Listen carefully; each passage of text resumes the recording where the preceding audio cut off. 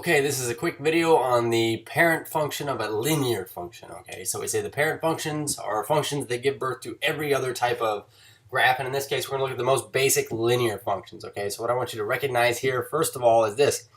We say linear functions are any functions of the form y equals ax plus b, or we typically write them y equals probably mx plus b, where m is the slope and b is our y-intercept. But the characteristics of this graph that we want to be familiar with are these. The domain is the set of all real numbers, okay? So all real numbers on the x-axis. So if I were to draw a line, it is the case that, and this is a very sloppy line, but this line in general here, we could say the x values, it covers all x values from negative infinity all the way out to positive infinity. We use all of those. The range also is the set of all real numbers if it is of this form and m is not 0. Okay, m is not 0. It doesn't have 0 slope, but it would cover all y values as well. So all the way up here, all the way down here, negative infinity to infinity.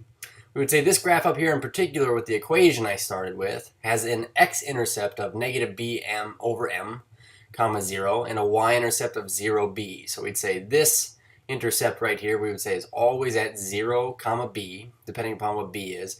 And the x-intercept here, we could solve for this by plugging in 0 for y. We could say if 0 equals ax plus b, then solving for x, we get this. We get ax equals negative b, and x equals negative b over a. So negative b over a, this should be an a here. Sorry, the typo.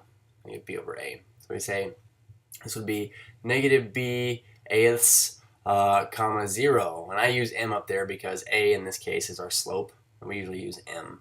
And last but not least, we say the graph is increasing if the slope is positive, m is greater than 0. If m is less than 0, slope is negative.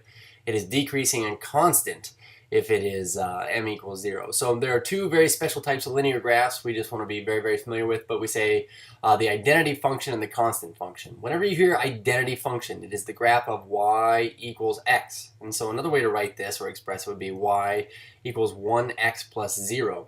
So characteristics of the identity function. First of all, it has a domain of all real numbers, so we use all x values, and it has a range of all real numbers, so negative infinity to infinity on our range. As far as its behavior, it is always increasing, okay? So it is increasing for every x value, increasing for every x value. So it is increasing on the interval from negative infinity to infinity, okay? What else? We say x-intercept. It has an x-intercept at 0, 0, but that is also its y-intercept, okay? And then the only other function we have to discuss here is a constant function. We typically express this as y equals c, where c is some constant. And in this instance, you'll see that I've graphed here y equals 2, just as an example. But we say constant functions are interesting.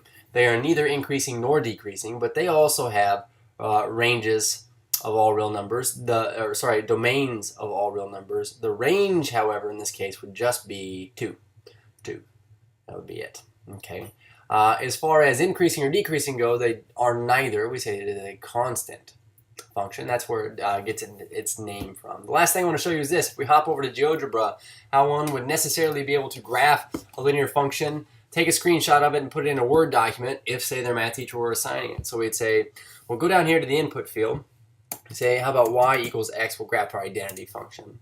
You'll notice it shows up kind of light. So I'm using a control click or a right click. But if I click on this, you'll notice you have the object properties option. And we have some basic properties. But if we go to style, we can increase the thickness. We could even make this a dotted line if we wanted to. Often we do to show symmetry. And last but not least, we could pick a different color. So I use red on that one when we use this darker blue on this one.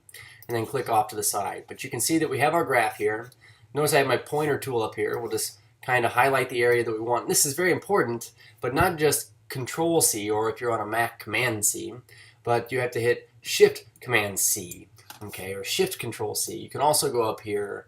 Actually, copy doesn't show up as one of your options, so you have to be cool with your keystrokes. But once you have this, you can necessarily pop over to a Word document and Control V it in there. Now notice you have a picture. I cannot drag this around until I right-click on the image. And we're going to go down to wrap text. We want no wrapping whatsoever, but once I do this, I can manipulate it as much as I need to. And so if I ever needed to do digital graphs and put them on a Word document to turn in as homework, that is how you would do it. Cheers.